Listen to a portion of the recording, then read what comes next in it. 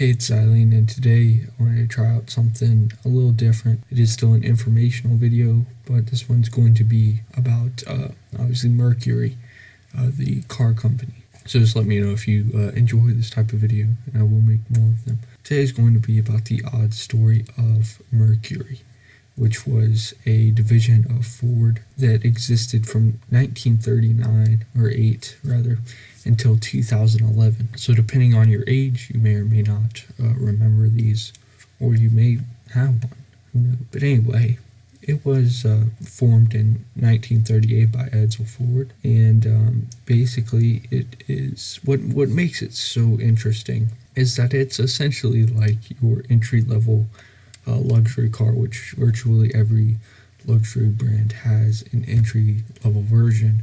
You think of the BMW 3 Series, the Mercedes C-Class. However, Mercury was an entire company devoted to the entry-level luxury car. And if you're having trouble imagining what that would be like, Buick is an example of a modern version of that, in that, it kind of existed alongside Mercury, and was still able to be decently successful. However, there's one key thing that Buick did that we'll go into later that is why Buick is still around today.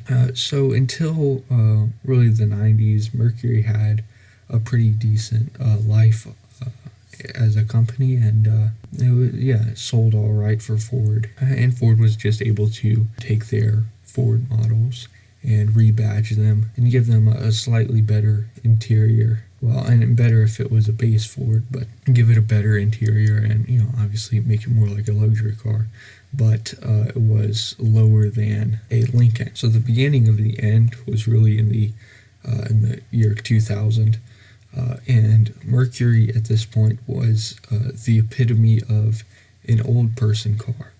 And the average age, not even on the higher end, was 65. And Ford wanted to wanted the average age to be around 40. And they were really struggling with changing the image. So Ford introduced a lot of new models for Mercury, did a lot of redesigns, and all that cost a lot of money, of course. Really, it all kind of crumbled in 2008 when they went for their Battle of the Bulge and started a new advertising campaign with Jill Wagner, who I've never heard of, but I guess she's an actress.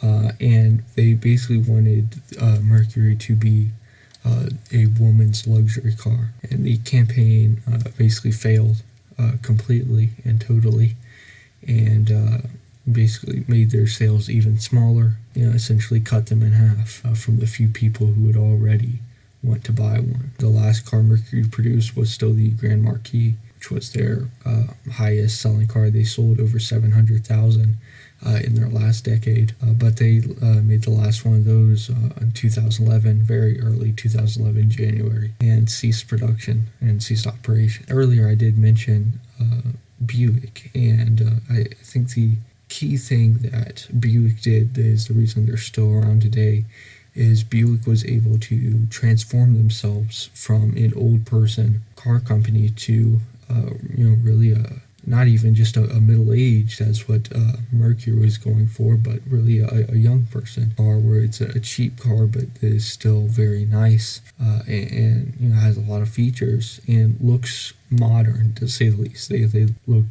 pretty decent, as opposed to like the Grand Marquis, even up to 2011 still looked like they were from the 90s. So yeah, I hope you enjoyed this video. Just a little something different. I just read random shit online, and it just seemed like an interesting story to make a video about. Yeah, I've been getting a lot of negative comments lately, and I'm really trying with this channel. I'm trying to make something out of it. So yeah, thanks for watching, and as always, drink some silence.